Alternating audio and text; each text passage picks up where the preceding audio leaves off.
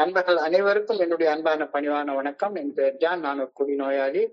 எல்லாமல்ல இறைவனோட அருளாலையும் தோழமையில் இணைந்து செயல்படுவதால் நான் பெற்றுக்கொள்ளக்கூடிய அனுபவம் தெம்பு நம்பிக்கையாலையும் இன்னைக்கு ஒரே ஒரு நாள் நான் குடிக்கல, தெளிவாக மன நிறைவாக அமைதியாக வாழ என்னாலான எல்லா முயற்சிகளையும் செய்து கொண்டிருக்கின்றேன். நண்பர் தேவா குறிப்பிட்டது போல கோயம்புத்தூர் ஒருங்கிணைப்பு மனசாட்சியின் தீர்மானத்தின் அடிப்படையில தினசரி 9:30 to 10:30 மணி நடத்துற இந்த ஆன்லைன் மீட்டிங்ல 24 hours a day 24 மணித்துளிகள் ஒரு நாள் அப்படின்ற புத்தகத்துல இருந்து ஒவ்வொரு நாளும் ஒவ்வொரு பக்கமாக எடுத்து வாசிச்சு விளக்கம் பார்த்து கலந்தாய்ச்சி செய்து கூட்டத்தை நடத்தி கொண்டிருக்கின்றோம். அதன் தொடர்ச்சியாக இன்று நாம வந்தடைந்திருக்கிற பக்கம் ஆகஸ்ட் மாதம் 7ஆம் நாள். இந்த ஆகஸ்ட் 7க்கான சிந்தனையை வாசித்து அதற்கு அப்புறமாக அதனுடைய விளக்கத்தையும் கலந்தாய்வையும் செய்து இந்த கூட்டத்தை நிறைவு செய்து கொள்வோம். ஆகஸ்ட் 7 சிந்தனையை வாசிப்பதற்கு நண்பர் தேவா அவர்களை அன்போட பணிவோடு அழைக்கிறேன். தேவா. ஆகஸ்ட் 7. தேங்க்யூ.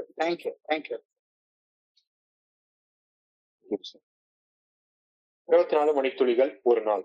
ஆகஸ்ட் 7. ஏய தோழமையின் இன்றைய சிந்தனை. ஆன்மீகமும் ஆன்மீகமும் கலந்த ஒரு செயல் திட்டத்தை ஏய தோழமை நமக்கு வழங்குகின்றது. இந்த செயல் திட்டம் கைமேல் பலன்களை உடனடியாக நமக்கு தர வல்லதல்ல. ஏய தோழமை வழங்கும் செயல் திட்டம் அற்புதமானது என்பதில் ஐயமே இல்லை. ஆற்றலை வேண்டி ஆண்டவரிடம் நாம் திரும்பும் போது நமக்கு தேவைப்படும் ஆற்றலையும் ஆழ்மன அமைதியையும் அந்த ஆண்டவராகிய இறை பேராற்றல் நமக்கு வழங்குகின்றது. ஏய தோழமையில் நாம் மாற்றி யோசித்து நம் மனதை மீண்டும் பயிற்றுவித்துக் கொள்கிறோம். அப்பொழுது வாழ்க்கையை அர்த்தமுள்ளதாகவும் மதிப்பு மிக்கதாகவும் தோன்ற வைக்கும் சில புதிய விஷயங்கள் தென்பட தொடங்குகின்றன. இறை பேராற்றலை நமது உயர்ந்த சக்தியாக ஏற்று நம் மனதை மீண்டும் பயிற்றுவித்து வைத்துக் கொண்டதால் நம்மாலும் மனத்திலுடன் வாழ முடியும் என்ற நம்பிக்கையை நாம் வந்தடைந்தோம். இது ஒரு நவீன அற்புதம். ஏய தோழமையின் செயல்பாடுகளின் நவீன அற்புதங்களை விளைவிக்கின்றன என்பதில் ஐயமே இல்லை. என் வாழ்வில் நடந்த மாற்றங்களை நான் நவீன அதிசயங்களாக கருதுகின்றேனா? இன்றைக்கான தியானம். நான் எங்கிருந்தாலும் எனக்கு நல்ல ஒழுங்கான ஒரு வழிகாட்டுதலை காட்டி என்னை சரியான பாதையில் வழிநடத்தி செல்லும் இறை பேராற்றலின் நல்ல ஒழுங்கான வழிகாட்டுதல் என்றும் என்னுள்ளேயே உள்ளது என்ற கருத்தின் மேல் நான் ஐயம் கொள்ளக்கூடவே கூடாது. இறை பேராற்றலின் நல்ல ஒழுங்கான வழிகாட்டுதலில் தவறு இருக்க வாய்ப்பே இல்லை. நான் அந்த வழிகாட்டுதலை சரியாக புரிந்து கொள்வதில் தான் தவறு இருக்க முடியும். இறை பேராற்றல் எனக்குள் இருப்பதையும் அந்த அருள் எனக்கு வழங்கப்பட எப்பொழுதும் காத்துக் கொண்டிருப்பதையும் நான் உறுதியாக நம்ப முயற்சிக்க வேண்டும். இயல் வீசும் நேரங்களில் பாதுகாப்பான இடத்தில் இறை பேராற்றல் என்னை வைக்குமா என்ற கேள்வியே கிடையாது. நான் பாதுகாவலை செல்கின்றேனா என்பதுவே கேள்வி. என்னுள்ளும் அவளை ஆகிய உணர்வுகள் இறை பேராற்றல் காட்டும் நல்ல ஒழுங்கான வழிகாட்டுதலின் பாதையில் உறுதியாக நம்பி பாதையில் பயணிக்கவில்லை என்பதையே சுட்டிக்காட்டுகின்றன. நான் இறை பேராற்றலின் நல்ல ஒழுங்கான வழிகாட்டுதலை முழுமையாக நம்பி அந்த பாதையில் பயணிக்க வேண்டும். எல்லாம் நன்மையாகவே நிகழ்கின்றன. நானே அடிக்கடி கூறிக்கொள்ள வேண்டும். என்னுள் ஆழ்மன பாதுகாப்பை மீண்டும் உணரும் வரை அவ்வாறு கூறிக்கொண்டே இருக்க வேண்டும். இன்றைக்கான பிரார்த்தனை. எல்லாம் நன்மையாகவே நிகழ்கின்றன என்று எனக்குள் நான் ஆழமாக உணர வேண்டும் என நினைக்கின்றேன். உறுதியான நம்பிக்கையில் இருந்து எதுவும் என்னை விலக்கி வைத்துவிடக் கூடாதெனவும் அன்புடன் வேண்டுகின்றேன். நன்றி. நண்பர்கள் அனைவருக்கும் மீண்டும் ஒரு முறை என்னுடைய அன்பான பணிவான வணக்கங்களை தெரிவித்துக் கொள்றேன். என் பெயர் ஜான். நான் ஒரு குடிநோயாளி. எல்லாமல்ல இறைவனோட அருளாலையும் தோழமையில இணைந்து செயல்படுவதால் நான் பெற்றுக்கொள்ளக்கூடிய அனுபவம் தெம்பு நம்பிக்கை ஆகியவற்றாலும் இன்னைக்கு ஒரே ஒரு நாள் நான் குடிக்கல, தெளிவா மன நிறைவா அமைதியா வாழ என்னாலான எல்லா முயற்சிகளையும் செய்து கொண்டு இருக்கின்றேன். நம்ம உடம்புக்கு ஏதாவது சரியில்லாம போச்சு, ஒரு நோய் வந்துச்சுது அப்படின்னு சொன்னா ஒரு டாக்டரை போய் பாக்குறோம். டாக்டர் போய் பார்த்துட்டா கை மேல பலன் கிடைச்சிரும். டாக்டர் வந்து நம்மள சோதிச்சு பார்ப்பாரு. உனக்கு இந்த வியாதி வந்துட்டு இந்த மருந்து சாப்பிடு, இது சரியா போயிடும் அப்படின்னு நம்மளுக்கு ஒரு ட்ரீட்மெண்ட் கொடுப்பாரு. அது டான்ஜிபிள் பெனிஃபிட், நேரடி பலன். நேரடியாக நமக்கு பலன் கிடைச்சிடும். உடனடியாகவும் பலன் கிடைக்கும். 2 நாள் 3 நாள் 5 நாள் அப்படின்னு ஏதாவது ஒரு காலக்கெடு கொடுப்பாரு ஒழிஞ்சு குணப்படுத்திடுவாங்க. ஆனா நமக்கு வந்திருக்கிற குடி நோய் அப்படிப்பட்ட ஒரு நோய் இல்லை. குணப்படுத்தக்கூடிய மருந்து மாத்திரைகளால் குணப்படுத்தக்கூடிய ஒரு நோய் அல்ல. மனோதத்துவ சிகிச்சை முறைகளாலும் குணப்படுத்தக்கூடிய நோய் அல்ல. இப்போ ஏய தோழமை உடனடி பலன்களை தரவல்ல மருத்துவ சிகிச்சையை போல அல்லது உளவியல் மற்றும் ஆன்மீக வளர்ச்சியில ஒரு பெரிய மாற்றத்தை உடனடியாக கொண்டு வரக்கூடிய ஒரு செயல் திட்டத்தை நமக்கு கொடுக்கலாம். ஏய தோழமை பரிந்துரைக்கக்கூடிய 12 படிகள் அடங்கிய செயல் திட்டம் 2 வகையும் சேர்ந்தது. அது உளவியல் கருத்துக்களையும் உள்ளடக்கி இருக்கு, ஆன்மீக கருத்துக்களையும் உள்ளடக்கி இருக்கு. இப்போ உளவியல் மற்றும் ஆன்மீக வளர்ச்சியில கவனம் செலுத்துமாறு ஒரு செயல் திட்டத்தை ஏய தோழமை நமக்கு வழங்கியுள்ளது. 12 ஸ்டெப் ரெக்கவரி ப்ரோக்ராம்ன்றது it is both spiritual and psychological. நம்மை விட உயர்ந்த ஒரு சக்தியின் இருத்தலை புரிந்து கொண்டு ஏய தோழமை பரிந்துரைக்கக்கூடிய 12 படிகள் அடங்கிய மீட்படையும் செயல் திட்டத்தை வாழ்க்கையாக வாழ்வதன் மூலமாக ஏய தோழமையில இணைந்து செயல்படக்கூடிய நண்பர்கள் தங்களது மனதை மீண்டும் பயிற்றுவித்துக் கொள்கின்றார்கள். ரீ எஜுகேஷன் சொல்றாங்க. மீண்டும் பயிற்றுவித்துக் கொள்கின்றார்கள். இந்த பயிற்சியின் மூலமாக நீடித்த ஆழ்மன அமைதியும் நமக்கு கிடைக்குது. நம்ம வாழ்க்கையும் நம்மளால திருத்தி கொள்ள முடியுது, திருத்தி அமைத்துக் கொள்ள முடியுது அப்படின்ற கருத்து இன்னைக்கு சிந்தனையில நமக்கு வழங்கப்பட்டிருக்கிறது. கொஞ்சம் கொஞ்சமா இது நடக்குது. வந்து சேர்ந்த அடுத்த நாள் எல்லாம் நடந்துராது. ஏய தோழமை நண்பர்களது பரஸ்பர ஆதரவின் மூலமாக ஏய தோழமை அந்த ஆதரவை வழங்கி, ஸ்பான்சர்ஷிப்பை வழங்கி, மது அருந்தும் பழக்க அடிமைத்தன கோளாறுல இருந்து விடுபடவும், செயல் அடிமையாக வாழ்ந்தவர்களது மனசுல ஒரு புரட்சிகரமான மாற்றங்களை ஏற்படுத்தக்கூடியவும் செயல் திட்டமாகவும் விளங்குகின்றது அப்படின்ற கருத்து இன்னைக்கு நமக்கு சொல்லப்பட்டிருக்கிறது.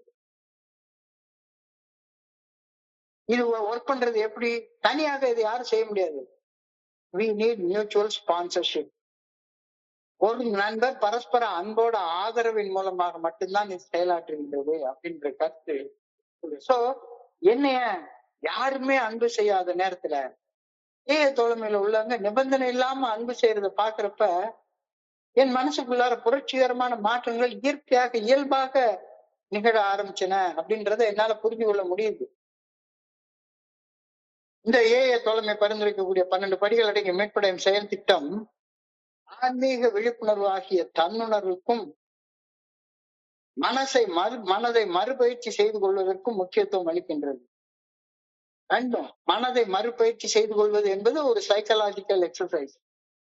ஆன்மீக விழிப்புணர்வு அல்லது தன்னுணர்வு, நிர்வாணம், மோட்சம் அப்படின்ற அந்த நிலை ஆன்மீக நிலை. சோ 2 கலந்திருக்கு. ஆன்மீக விழிப்புணர்வாகிய தன்னுணர்வையும் மனதை மறுபயிற்சி செய்து கொள்வதற்கும் முக்கியத்துவம் அளிக்கிறது. எது? இந்த ஏய தோழமை பரிந்துரைக்கக்கூடிய 12 படிகள் அடங்கிய மீட்படையும் செயல் திட்டம். இந்த செயல் திட்டத்தை வாழ்க்கையாக வாழ விரும்பும் அனைவருக்கும் இந்த செயல் திட்டம் முற்றிலுமாக இலவசமானது. இந்த செயல் திட்டத்தை பிராக்டிஸ் பண்றதுக்கு யாருமே எந்த ஃபீஸும் கொடுக்க வேண்டியதில்லை, எந்த கட்டணமும் செலுத்த வேண்டியதில்லை. எனக்கு ஸ்பான்சர் ஆயிரு அப்படின்ட்டு யாருக்கும் கொண்டாந்து ஃபீஸ் கட்ட வேண்டியதில்லை, ஒண்ணுமே கிடையாது.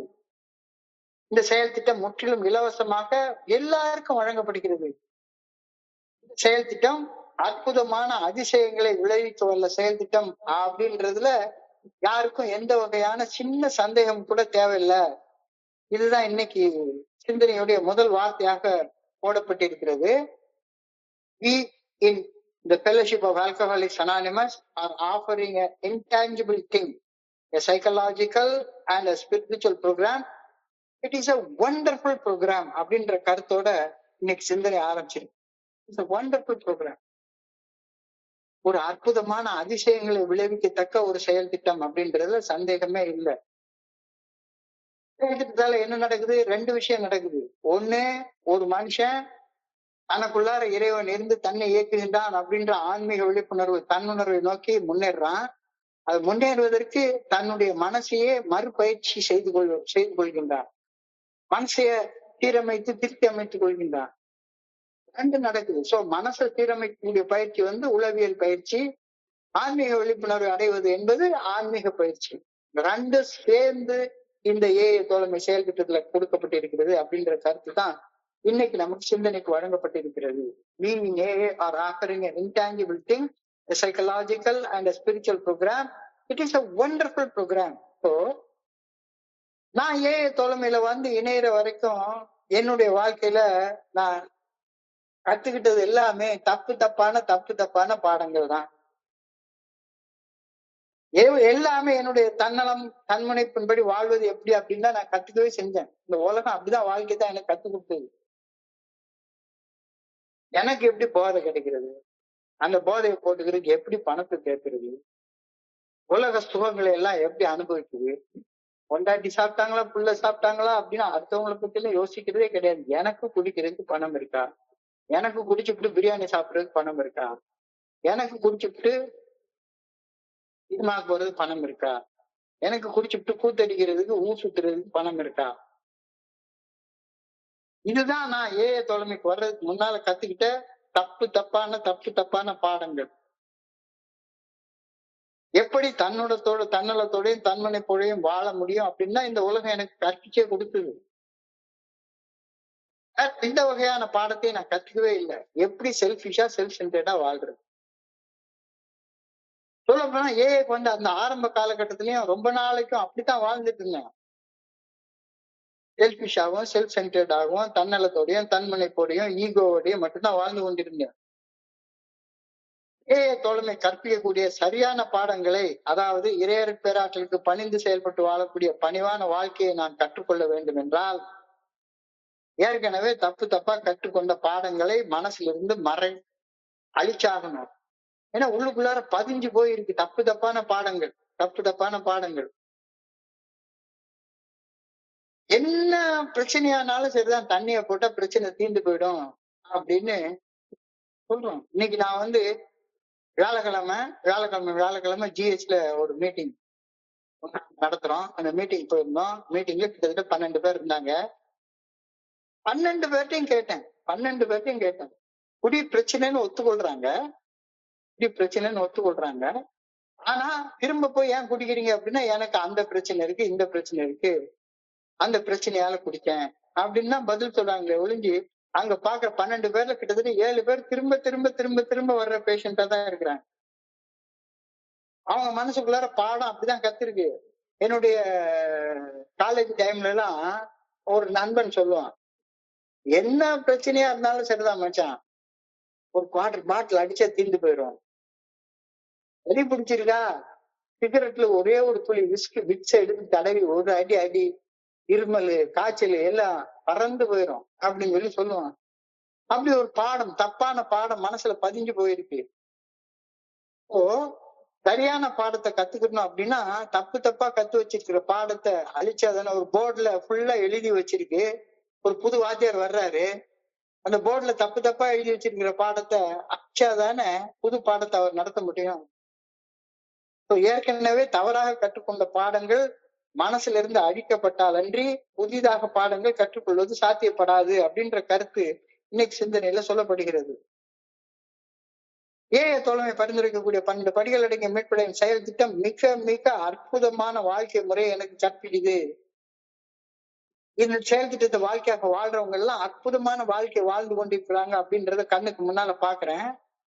ஏஐ தோழமை பரிந்துரைக்கக்கூடிய 12 படிகள் அடங்கிய மீட்படையும் செயல் திட்டம் பிறர் நலத்தோடு பணி செய்வதற்கும் பணிவோடு வாழ்வதற்கும் எனக்கு கத்துக் கொடுக்குது.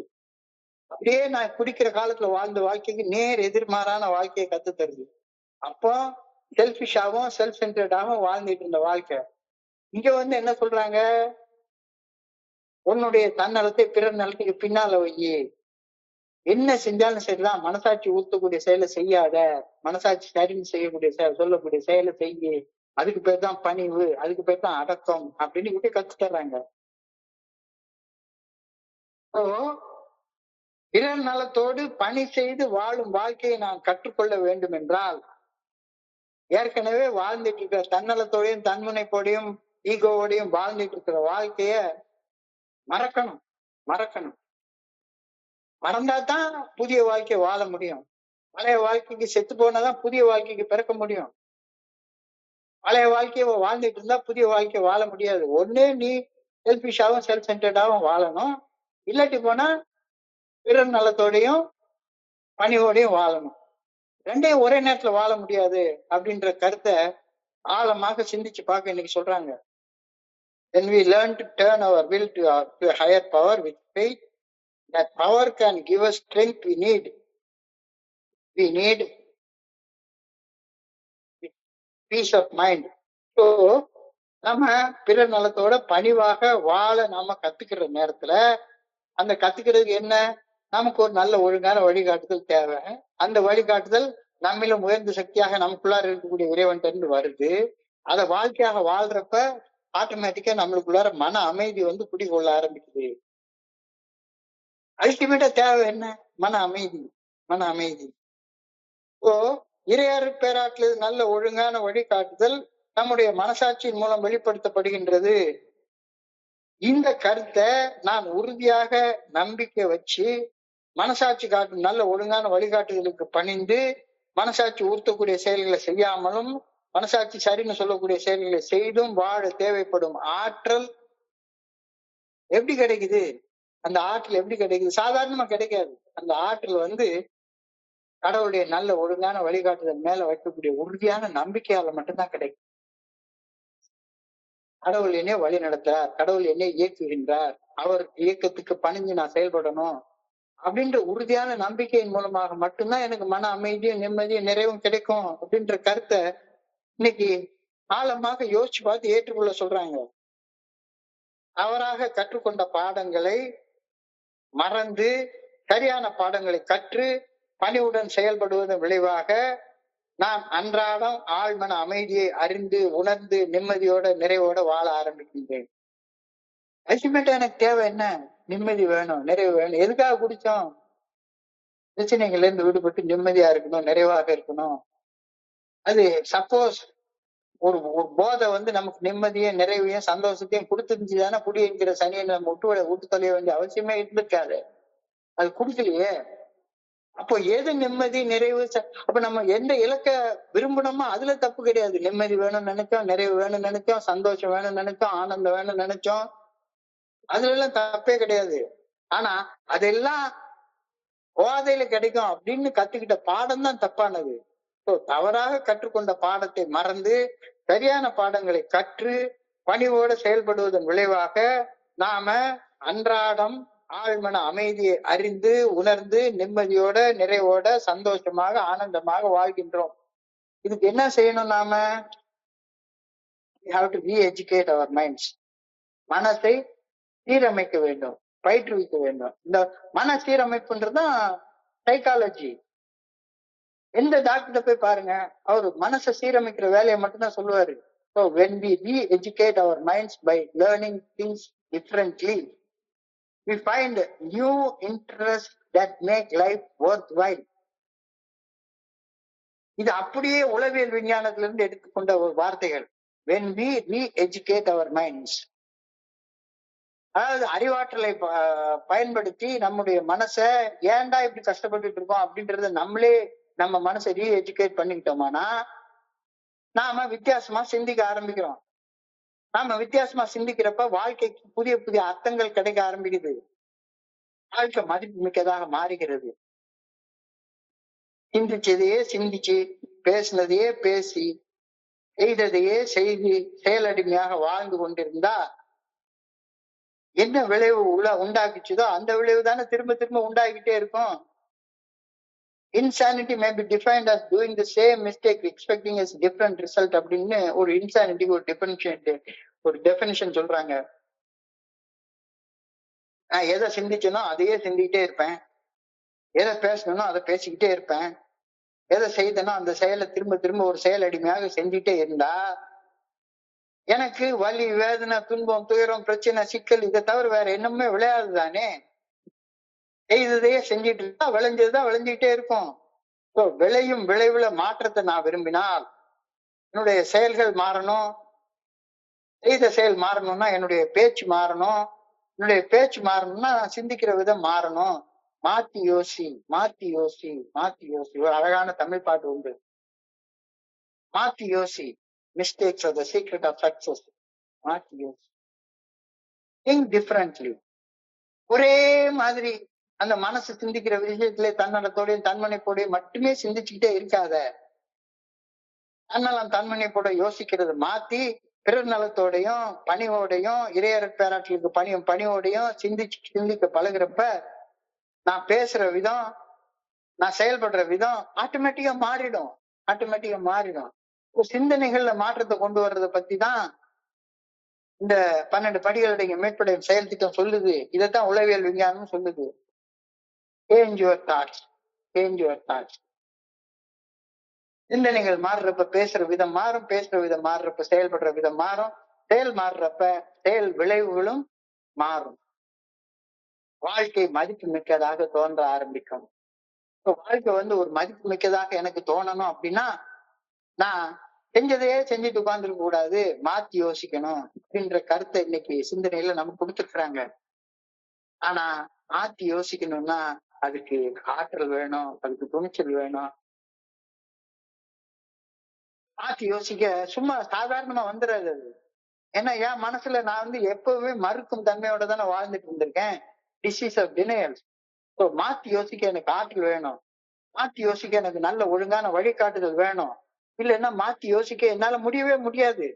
இதைத்தான் ரீஎஜுகேட்டிங் அவர் மைண்ட்ஸ் அப்படின்ற வார்த்தையால் இன்னைக்கு சிந்தனையில வரையறைச்சு சொல்றாங்க.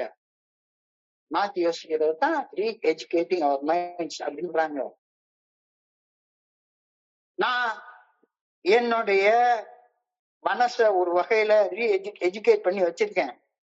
பல தப்பான விஷயங்களை என் மனசுக்குள்ளார போட்டு பதிச்சு வச்சிருக்கேன். தப்பாக கத்து வச்சிருக்கிற பாடத்தை முதல்ல மறக்கணும், அன்லேர்ன் பண்ணணும். Only when I unlearn what I learned wrongly, then only re-education will become possible. Re-education எப்ப பாசிபிள் ஆக இருக்க முடியும்? தப்பா கத்து வச்சுக்கிட்டு இருக்கிறத மறந்தா தானே ரீஎஜுகேஷன் பாசிபிள் ஆக முடியும். தேவையற்ற விளைவுகளை ஏற்படுத்தும் பழைய சிந்தனைகளை மாற்றி அமைக்க மனதை மறுசீரமைப்பு செய்வதன் மூலமாக தோழமையிலே என்னுடைய மனம் புதுப்பிக்கப்படுகிறது. போர்டல எழுதி வச்சிருக்கிற தப்பான பாடங்கள் அழிக்கப்படுகிறது. தேவையற்ற விளைவுகளை ஏற்படுத்திய பழைய சிந்தனைகளை மாற்றி அமைக்க மனசை மறுசீரமைப்பு செய்வதன் மூலமாக தோழமை என்னுடைய மனசையே புதுசா மாத்துது. ஏக்கமடைந்திருந்த செயல் அடிமைத்தனங்கள் இயற்கையாக உடைய ஆரம்பிச்சன. இதை நாம தொலைமையில கத்துக்கணும். இங்க என்னடான்னா புதுசா பல வகையான செயல் அடிமைத்தனங்களை அடிக்ஷனை இங்க உருவாக்கி கொண்டா என்ன பண்றது?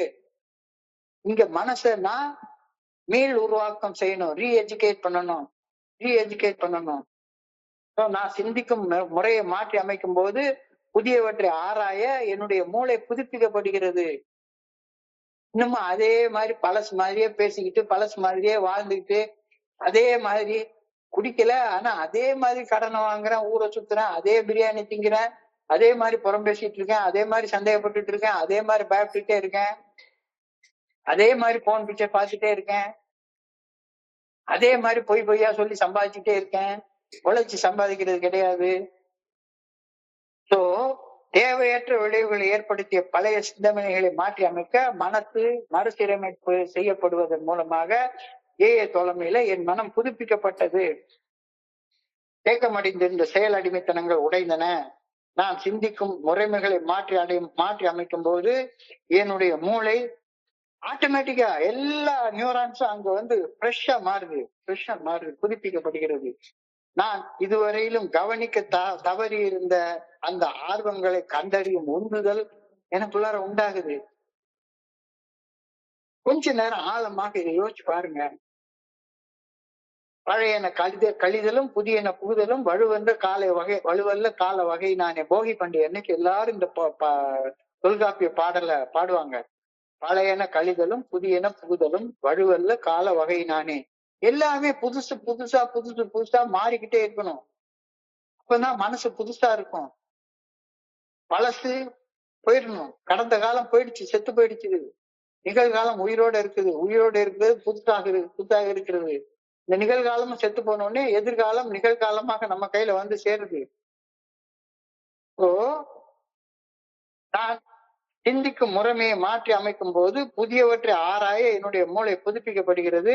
நான் இதுவரையிலும் கவனிக்க தவறி இருந்த ஆர்வங்களை கண்டறியும் உந்துதல் இதுவரைக்கும் நான் நினைச்சதே கிடையாது. இந்த மாதிரி 24 hours டே புக்கை பார்த்தது கிடையாது, படிச்சது கிடையாது, ஒண்ணுமே செஞ்சது கிடையாது. புதிய புதிய ஆர்வங்கள் எனக்குள்ளார உண்டாகுது. இதுக்காக நான் வேலை செய்ய ஆரம்பிக்கிறேன். நியூரோ பிளாஸ்டிசிட்டி இன் ஆக்ஷன் அப்படின்ற உளவியல் வார்த்தை இன்னைக்கு சொல்றாங்க. அதாவது செயலில் உள்ள நரம்பியல் நெகிழ்வுத்தன்மை அப்படின்னு தமிழ்ல அதை சொல்றாங்க. என்னுடைய மூளை வந்து ரிஜிடா இல்ல, இப்ப நெகிழ்வா இருக்குது. புதுசை ஏற்றுக்கொள்றதுக்கு மூளை இருக்கு. நான் நெகிழ்வா வச்சிருக்கிறேன், ரிஜிடா வச்சுக்கல. Neuro plasticity in action.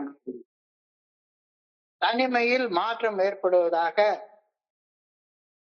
என்னுடைய உளவியல் மாற்றி அமைக்கப்படுகிறது. உளவியல் ஆராய்ச்சி இதைத்தான் சொல்லுது, நியூரோ பிளாஸ்டிசிட்டி இன் ஆக்ஷன் அப்படின்னு. நான் ஒவ்வொரு விஷயத்தையும் கவனிக்கிற விதத்திலேயே ஒரு மாற்றம் ஏற்படுது. Shift in focus. நான் ஒரு காலத்துல இந்த மாதிரி புத்தகங்களை படிச்சேன்னா எந்த மாதிரி கவனத்தோட படிப்பனோ அந்த கவனத்துல இருந்து பல மடங்கு ஆழமான கவனத்தோட இப்ப நான் படிக்க ஆரம்பிக்கிறேன். இந்த மீட்டிங்கு வர்ற நண்பர்களும் அதே மாதிரி உணர்வாங்கன்னு நான் நம்புறேன். ஒரு காலத்துல சிந்தனை வந்து எதை சிந்திச்சாலும் ஒரு வகையான கோணத்திலேயே சிந்திச்சு பழகின அந்த மனசு ஒவ்வொன்னையும் கவனிக்கிற விதத்துல ஒரு மாற்றம் ஏற்படுது. Shift in focus. கவனத்தை குவிக்கிறதுல ஒரு மாற்றம் ஏற்படுது. இந்த மாற்றம் ஏற்படுவதனால உள்ளார்ந்த வெகுமதிகள், உள்ளுக்குள்ளார உள்ள அந்த வேல்யூஸ் வந்து புதுசாக மாறுது. புதிய திறன் நம்மளுக்குள்ளார வருது. வாழ்றத சந்தோஷமா வாழ்றதுக்கான ஆற்றல் நமக்கு கிடைக்குது. புதிய திறன் எதுவாக இருந்தாலும் கற்கும் செயலே உள்ளார்ந்த மகிழ்ச்சி அளிக்கின்றது அப்படின்னு உளவியல் விஞ்ஞானம் தெளிவாக சொல்லி, புதுசா தெரிஞ்சுக்கணும்னா உள்ளுக்குள்ளார ஒரு ஆர்வம் தானா உண்டாகும். உள்ளுக்குள்ளார தானா ஒரு ஆர்வம் உண்டாகும். என்னது, என்ன சொல்ல வர்றாங்க? 24 hours டே இந்த புத்தகத்தெல்லாம் நம்ம சாதாரணமா ஒரு இதுல இருந்திருந்தா எடுத்து படிக்கவே மாட்டோம். எனக்கு ஒரு கடமையை கொடுத்திருக்கிறாங்க, குருவின் மனசாட்சியின் மூலமாக இதை கொடுத்திருக்கிறாங்க. ஸோ நான் என்னுடைய கவனத்திலேயே ஒரு மாற்றம் ஏற்படுது. Shift in focus. அந்த ஷிஃப்ட் இன் ஃபோக்கஸோட நான் இதை பார்க்கிற நேரத்துல எனக்கு உள்ளார ஆழமான வெகுமதிகள், புதிதாக செயல்திறன் எனக்கு உருவாகுது. கற்கும் செயலில் உள்ளார்ந்த ஒரு மகிழ்ச்சியை நான் பாக்குறேன். ரொம்ப நல்லா இருக்குது. ஸோ மது போதையற்ற உடல் நிதானத்தையும் மன தெளிவையும் உளவியலும் ஆன்மீகமும் கலந்த ஒரு கலவையாக 12 படிகள் அடங்கிய மீட்படையும் செயல் திட்டம் நம்ம வாழ்க்கையாக வாழ்வதற்கு நமக்கு வழங்கி இருக்குது. ஸோ இதுல வந்து 2 கலந்து இருக்கு. நல்லா ஆழ்ந்து சிந்திச்சு பாருங்க. இதுல வெறுமன கடவுளை கும்பிட்டு சடங்கு சம்பிரதாயத்தை பண்ணு அப்படின்னு சொல்லவே இல்லை. இங்க வந்து பட்டியல் போடு, அகத்தாய்வு செய்து பாரு. உன்னுடைய அடுத்தவங்களை காயப்படுத்தின செயலை திருத்திக்கோ, அமெண்ட்மெண்ட் பண்ணுக்கோ, பிரார்த்தனை பண்ணு, தியானம் பண்ணு, அகத்தாய்வு பண்ணு. உன்னுடைய உள்ளுக்குள்ளார இருக்கக்கூடிய பழுதுகளை கான்ஸ்டன்டா நீக்கி கொண்டே இரு. இது எல்லாமே உளவியல் விஞ்ஞானம் சொல்லக்கூடியது.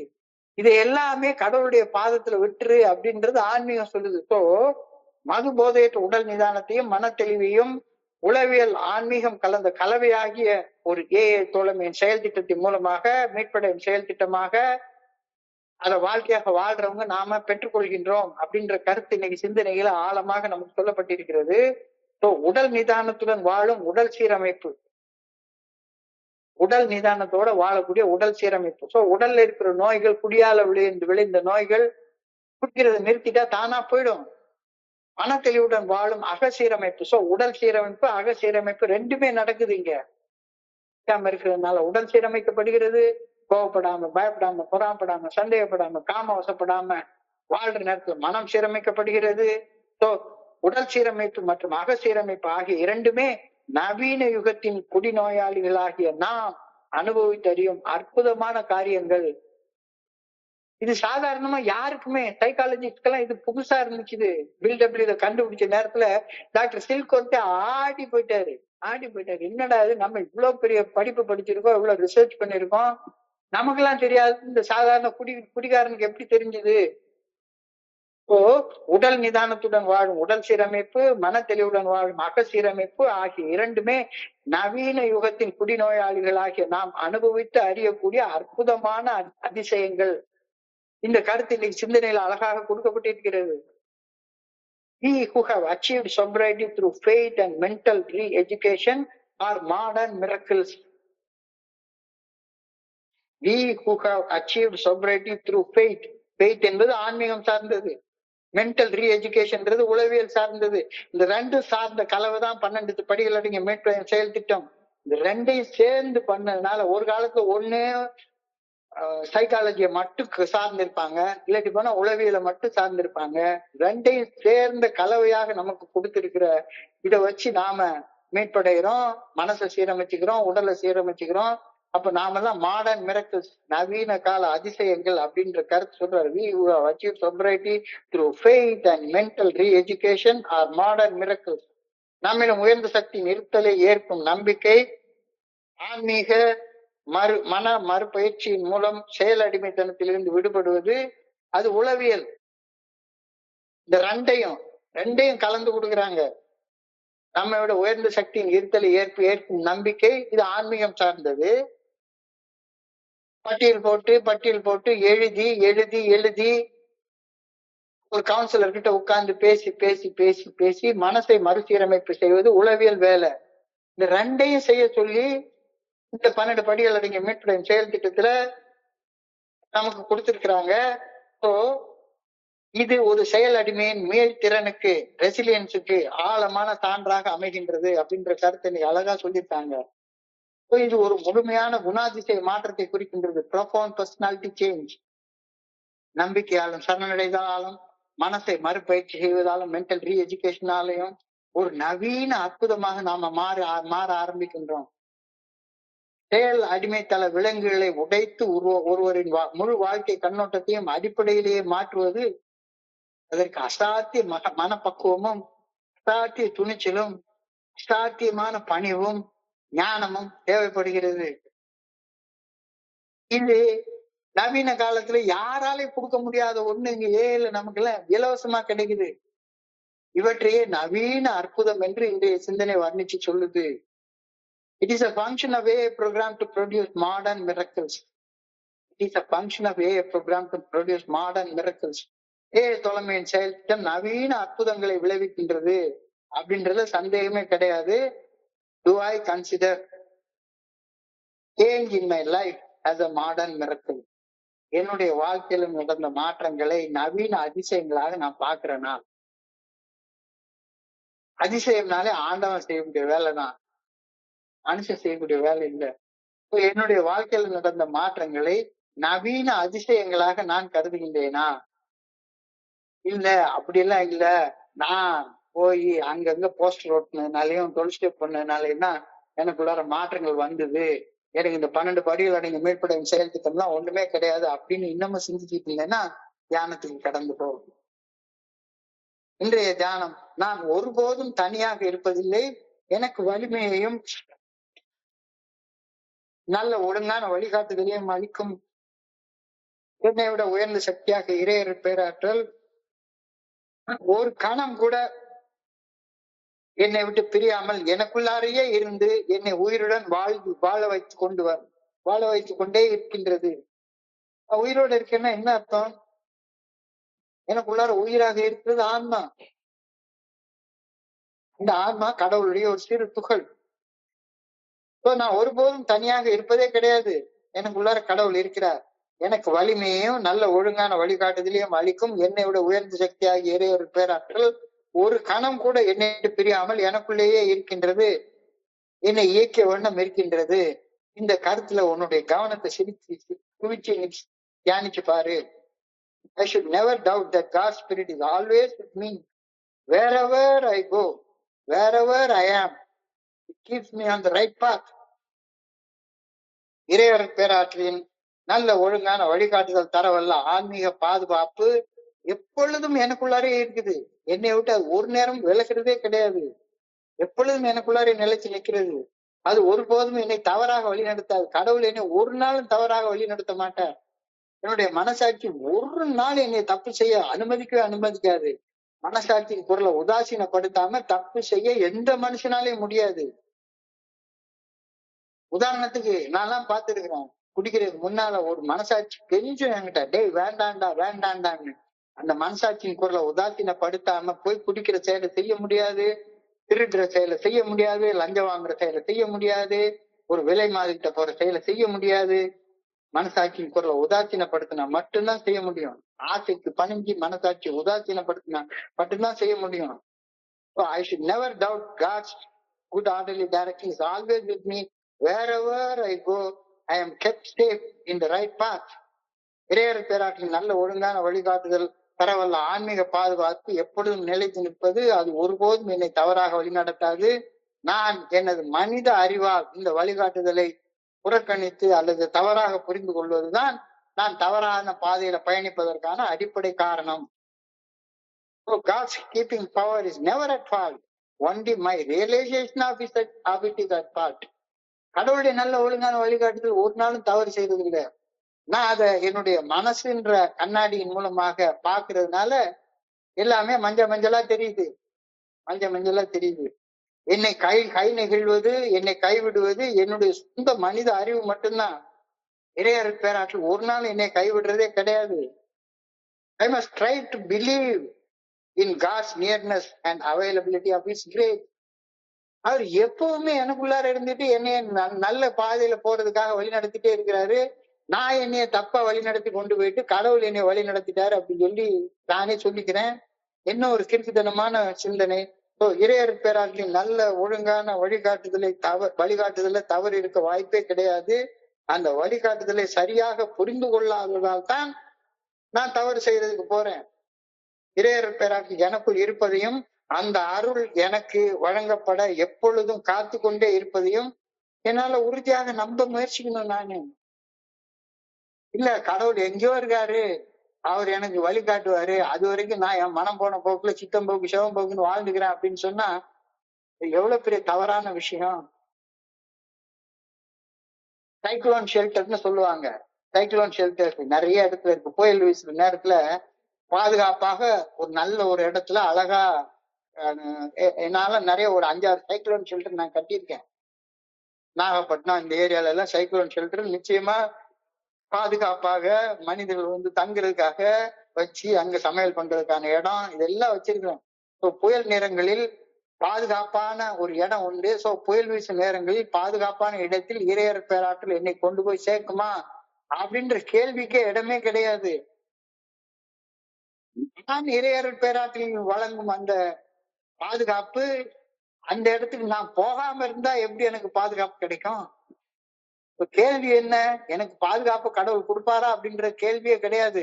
அந்த பாதுகாப்பை நான் ஏற்றுக்கொள்றேன்னா இல்லையாங்கிறது தான் கேள்வி. It is not a question whether the good orderly direction of God can provide a shelter during the storm, but of whether or not I seek security in that shelter. அந்த பாதுகாப்பு இருக்கா இல்லையான்ற கேள்வியே கிடையாது.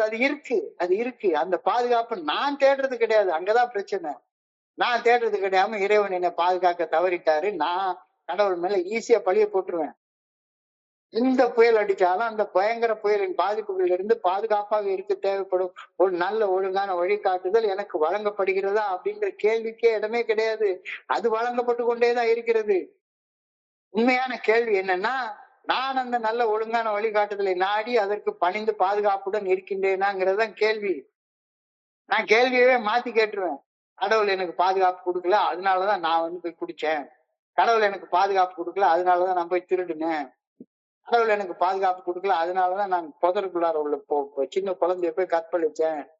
கடவுள் எனக்கு பாதுகாப்பு கொடுக்கல. எல்லாருக்கும் கடவுள் பாதுகாப்பு கொடுத்துக்கிட்டே தான் இருக்கிறாரு. நான் அந்த பாதுகாப்பை தேடல அப்படின்றதான் கேள்வி.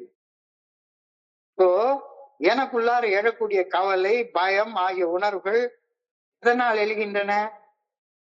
அந்த உணர்வுகள் ஒரே ஒரு உறுதியான உண்மையை மட்டுமே எனக்கு சுட்டி காட்டுகின்றன. எதை சுட்டி காட்டுது? பயம், கவலைப்பட்டா நான் இறையர் பேராற்றின் நல்ல ஒழுங்கான வழிகாட்டுதலை உறுதியாக நம்பி அந்த வழிகாட்டுதலின் பாதையில பயணிக்கவில்லை அப்படின்னு தான் என்னுடைய கவலையும் பயமும் எனக்கு சுட்டி காட்டுது. கவலைப்பட்டா, பயப்பட்டா நீ கடவுளுடைய பாதையில இருந்து, கடவுள் உனக்கு காட்டக்கூடிய பாதையில இருந்து எங்கேயோ விலகி போற, அதனாலதான் இந்த கவலை வருது, அதனாலதான் இந்த பயம் வருது அப்படின்னு புரிஞ்சுக்கோ. மனசாட்சியின் உறுத்தலையும் மீறி தவறுகள் செய்தாலும் மனசாட்சி சரின்னு சொல்லக்கூடிய செயல்களை செய்யாம இருந்தால் மட்டும்தானே அச்சமும் பயமும் உனக்கு, கவலையும் உனக்கு வரும். வேற எப்படி வரும்? Every fear, every worry, every doubt is disloyalty to God. கடவுளுக்கு லாயலா இருக்கிற நேரத்துல உனக்கு பயம் வராது. நீ வெறுமனே சடங்கு சம்பிரதாயத்தை செய்யறத பத்தி இங்க சொல்லவே இல்லை. கடவுளுக்கு நீ லாயலா இருந்தனா தப்பு செய்ய மாட்டேன். தப்பு செய்யலைன்னா உனக்கு கவலை வராது, பயம் வராது, பொறாமை வராது, சந்தேகம் வராது, காமம் வராது. கண்டிப்பா நான் இறையர் பேராட்டி நல்ல ஒழுங்கான வழிகாட்டுதலை உறுதியாக நம்பி அந்த பாதையில பயணிக்க வேண்டும். I must endeavour to trust the good orderly direction of God holy. முழுமையாக நான் நம்பணும். ஷெல்டர் இருக்கு, ஆனா அந்த ஷெல்டரை தேடி போய் நான் அடைக்கலமாக உள்ள உட்கார்லன்னா புயல் வீசக்கூடிய நேரங்கள்ல பாதிப்புகள் எனக்கு எப்படி வராம இருக்கும்? எல்லாம் நன்மைக்காக நிகழ்கின்றன. All is well, all is well, all is well. எல்லாம் ஒரு இறுதி நன்மைக்காகவே நிகழ்கின்றன என எனக்குள் நான் அடிக்கடி கூறக்கொள்ள வேண்டும். ஆழமான ஆன்மீக பாதுகாப்பை உணர்ந்து எல்லாம் நல்லா நடக்கின்றன அப்படின்னு உறுதியாக நம்புற வரைக்கும் நான் அதை சொல்லிக்கிட்டே இருக்கணும். All is well, all is well, all is well, all is well, all is well. All is going to be well. Say it to yourself until you feel it deeply. எல்லாம் நன்மையாக உணர்கின்றன என்ற ஆழமான உணர்வு உனக்குள்ளார வர்ற வரைக்கும் சொல்லிட்டே நடக்கிறது எல்லாம் நன்மைக்கு தான் நடக்கிறதா நன்மைக்கு தான் நடக்குதுன்னு. I pray that I may feel deeply that all is well. எல்லாம் நன்மைக்கு நிகழ்கின்றன என்று எனக்குள்ளார ஆழமாக நான் உணர வேண்டும் என ஆண்டவரை வேண்டுகின்றேன். I pray that nothing will be able to move me from that deep conviction. இந்த உறுதியான நம்பிக்கையிலிருந்து எதுவும் என்னை விலக்கி வைத்து விடக்கூடாது அப்படின்னு ஆண்டவா அவங்க பணியோடு வேண்டிக் கொள்கின்றேன் அப்படின்னு அழகான ஒரு கருத்தை சொல்லிக்கிறாங்க. அழகான அற்புதமான கருத்து. சிந்தனைய மறுபடியும் ஒரு 2 நிமிஷத்துக்கு சுருக்கமாக பார்ப்போம். ஃபெலோஷிப் வழங்கக்கூடிய இந்த 12 படிகளுடைய மீட்பு திட்டம் தலைவலிக்கு ஒரு சாரதா மாத்திரையை போட்டா அரை மணி நேரத்துல போயிந்து இட்ஸ் கான் அப்படின்ற மாதிரியான நிவாரணம் கிடையாது. அப்படின்ற நிவாரணம் கிடையவே கிடையாது. We in AA are offering an intangible thing, a psychological and spiritual program. It's a wonderful program. ஆனா இந்த ஒண்டர்ஃபுல் ப்ரோக்ராம் என்னன்னு எனக்கு தெரியாது. AA தோழமையில வந்து இணையறது வரைக்கும் நான் கத்துக்கிட்ட பாடம் எல்லாம் தப்பான பாடங்கள். சரியான பாடத்தை நான் கத்துக்கவே இல்லை. AA தோழமை கற்பிக்கக்கூடிய சரியான பாடங்களை, அதாவது இறைவர் பேராற்றலுக்கு பணிந்து செயல்பட்டு வாழ்க்கையை நான் கத்துக்கணும்னா தப்பா கத்துக்கிட்ட பாடத்தை முதல்ல மறந்துதானே ஆகணும். When we learn to turn our will to a higher power with faith, that power can give us strength we need and we will find peace of mind. அப்ப இதுக்கு என்ன பண்ணணும்? நம்ம மனசை ரீஎஜுகேட் பண்ணணும். நம்பிக்கையின் அடிப்படையில ரீஎஜுகேட் பண்ணணும். நம்பிக்கை என்பது ஆன்மீகம், ரீஎஜுகேட் பண்றதுங்கிறது psychology. So when we re-educate our mind by learning to think differently, we find that new interest that make life worthwhile. ஒரு அழகான சிந்தனை என்னை கொடுக்குறாங்க. சிந்திச்சு பேசினதே பேசிட்டு செய்ததையே செஞ்சுட்டு இருந்திருந்தா விளைஞ்சிட்டே இருக்கும். இப்போ விளைவுல நான் மாற்றத்தை விரும்பினால் என் செயல்கள் மாறணும்னா என்னுடைய பேச்சு மாறணும்னா நான் சிந்திக்கிற விதம் மாறணும். மாத்தி யோசி. ஆனாலும் தன்மனை போட யோசிக்கிறத மாத்தி பிற நலத்தோடையும் இறையர் பேராற்றலுக்கு பணியோடையும் சிந்திக்க பழகிறப்ப நான் பேசுற விதம், நான் செயல்படுற விதம் தானாக மாற்றம் அடையும். செயல் மாறுறப்ப செயல் விளைவுகளும் தானாக மாறும். வாழ்க்கை மதிப்பு மிக்கதாக மாற்றம் அடையும். ஆனா மாத்தி யோசிக்கிறதுக்கு ஆற்றல் வேணும். ஆற்றல் இல்லாம மாத்தி யோசிக்க முடியாது. துணிச்சல் இல்லாம மாத்தி யோசிக்க முடியாது. ஞானம் இல்லாம மாத்தி யோசிக்க முடியாது. நல்ல ஒழுங்கான வழிகாட்டுதல் அதுக்கு வேணும். இல்லைன்னா மாத்தி யோசிக்க முடியவே முடியாது. இதைத்தான் ரீஎஜுகேட்டிங் அவர் மைண்ட்ஸ்னு இன்னைக்கு சிந்தனையில சொல்றாங்க. நான் மனசை ரீஎஜுகேட் பண்ணணும்னா I have to unlearn what I have learned longly. When I unlearn what I learned longly, then only re-education will become possible. தேவையான விளைவுகளை ஏற்படுத்தும் பழைய சிந்தனைகளை மாற்றி அமைக்க மனசை மறுசீரமைப்பு செய்வதற்கும் என்னுடைய AA தோழமையில என்னுடைய மனம் புதுப்பிக்கப்படுவதற்கும் இந்த 12 படிகளுடைய மேற்படும் செயல் திட்டம் அவசிய தேவையாக இருக்கின்றது. இதைத்தான் சொல்றாங்க உளவியல் விஞ்ஞானத்துல AA தோழமை பரிந்துரைக்கக்கூடிய 12 படிகளுடைய மேற்படும் செயல் திட்டத்தை நியூரோ பிளாஸ்டிசிட்டி இன் ஆக்ஷன் அப்படின்னு சொல்றாங்க. அதாவது செயல்களில் உள்ள நரம்பியல் நெகிழ்வு தன்மை. மனுஷனுடைய மூளையை நெகிழ்வாக வைத்துக் கொள்றதுக்கு இந்த 12 படிகள் அடங்கிய மீட்புடைய செயல் திட்டம் உதவுவதாக உளவியல் விஞ்ஞானம் சொல்கிறது. இந்த 12 படிகள் அடங்கிய மீட்புடைய செயல் திட்டத்தை வாழ்க்கையாக வாழ்றவங்களுடைய கவனம் நல்ல விஷயங்களை குவிக்கப்பட்டிருக்கும். Shift in focus. எது நல்லது, எது கெட்டது, எது ரிவார்ட் கொடுக்கும் அப்படின்ற புரிதல் நமக்கு கிடைக்கும். இல்லாட்டி போனா ஒண்ணுமே புரியாம நம்ம பாட்டுக்கு பேசிக்கிட்டே வாழ்ந்துட்டு இருந்திருந்தோம். இப்போ மது போதையற்ற உடல் நிதானத்தையும் மன தெளிவைக்கும் உளவியல் கலந்த ஒரு கலவையாக்கிய ஏஏ தோழமைன்ஸ் 12 படிகள் அடங்கிய மீட்புடைய செயல் திட்டம் நமக்கு தேவைப்படுகிறது. So the 12-step recovery program is a mixture of psychology as well as spirituality. உடல் நிதானத்துடன் வாழும் உடல் சீரமைப்பு, மன தெளிவுடன் வாழும் அக சீரமைப்பு ஆகிய இரண்டுமே நவீன யுகத்தின் அதிசயங்களாக பார்க்கப்படுகின்றன. We who have achieved sobriety through faith and mental re-education. ஃபெய்த்ங்கிறது ஆன்மீகம், மென்டல் ரீஎஜுகேஷன் சைக்காலஜி, இது ரெண்டு மூலமாக நாம உடல் நிதானத்தையும் மன தெளிவையும் பெற்றுக்கொண்ட நாம எல்லாருமே இந்த நவீன உலகத்துல ஒரு அதிசயங்களாக வாழ்ந்து கொண்டிருக்கின்றோம். இதத்தான் ப்ரொஃபவுண்ட் பர்சனாலிட்டி சேஞ்ச் அப்படின்னு பில்டபிள்யூ குறிப்பிட்டாரு. ப்ரொஃபவுண்ட் பர்சனாலிட்டி சேஞ்ச், முழுமையான குணாதிசய மாற்றம், நம்பிக்கையும் சரணடைதலும், ஃபெய்த் த்ரூ சரண்டர், மன மறுபயிற்சி, மென்டல் ரீஎஜுகேஷன், இது ரெண்டு சேர்ந்து ஒரு நவீன அற்புதமாக நம்மளை மாற்றுது. செயல் அடிமைத்தன விடங்களை உடைத்து ஒருவருடைய முழு வாழ்க்கை கண்ணோட்டத்தையே மாற்றுவதற்கு அசாத்திய மனப்பக்குவமும், அசாத்திய துணிச்சலும், அசாத்திய ஞானமும், ஆழ்ந்த பணிவும் நமக்கு தேவைப்படுகின்றன. இந்த பணிவு இந்த பிரேயர் மூலமாக நமக்கு கிடைக்குது. இதைத்தான் நவீன அதிசயம் அப்படின்னு இன்றைய சிந்தனை கொடுக்கிறது. It is a function of AA program to produce modern miracles. Do I consider a change in my life as a modern miracle? AA தோழமையில நான் அடைந்த மாற்றங்களை ஒரு மாடர்ன் மிரக்கலா பாக்குறேன்னா, இல்ல அதே மாதிரி பழைய வாழ்க்கையோ வாழ்ந்து கொண்டிருக்கிறேன்னா? பழைய வாழ்க்கையை வாழ்ந்து கொண்டிருந்தா இன்றைக்கு தியானத்தை போ. நான் ஒருபோதும் தனியாக இருப்பதில்லை.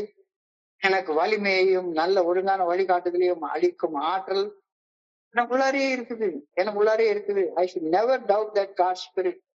அந்த ஆற்றல ஒரு நாள் சந்தேகப்படவே கூடாது.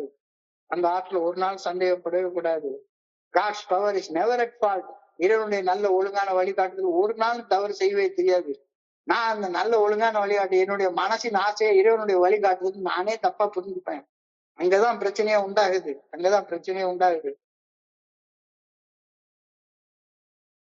ஆபத்தான காலங்கள்ல, புயல் அடிக்கிற காலங்கள்ல அந்த சைக்ளோன் ஷெல்டர்ங்கிறது இருக்குத்தான் செய்யுது. இந்த சைக்ளோன் ஷெல்டர் இருக்கிறத நான் சந்தேகப்பட வேண்டிய அவசியம் இல்லை. புயல் வீசும் நேரங்களில் பாதுகாப்பான இடத்தில் இறைவன் என்னை வைப்பாரா அப்படின்ற கேள்விக்கு இடம் கிடையாது. இறையர் பேராற்றல் வழங்கும் இடம் ஏற்கனவே எனக்குள்ளார் இருக்குது அப்படின்ற இடத்துக்கு அந்த பாதுகாவலை தேடி நான் போறேனா அப்படின்றத கேள்வி. It is not a question whether the good orderly direction of God can provide a shelter during the storms, but of whether or not I seek security of that shelter. நான் பாதுகாப்பு நாடலன்னா எனக்கு பாதுகாப்பு எப்படி கிடைக்கும்? பாதுகாப்பு இருக்குது. இப்ப எந்த புயல் அடித்தாலும் இந்த பயங்கர புயலின் பாதிப்புகளில் இருந்து பாதுகாப்பாக இருக்கும் தேவைப்படும் நல்ல ஒழுங்கான வழிகாட்டுதல் எனக்கு வழங்கப்படுகின்றதா அப்படின்ற கேள்விக்கே இடமில்லை.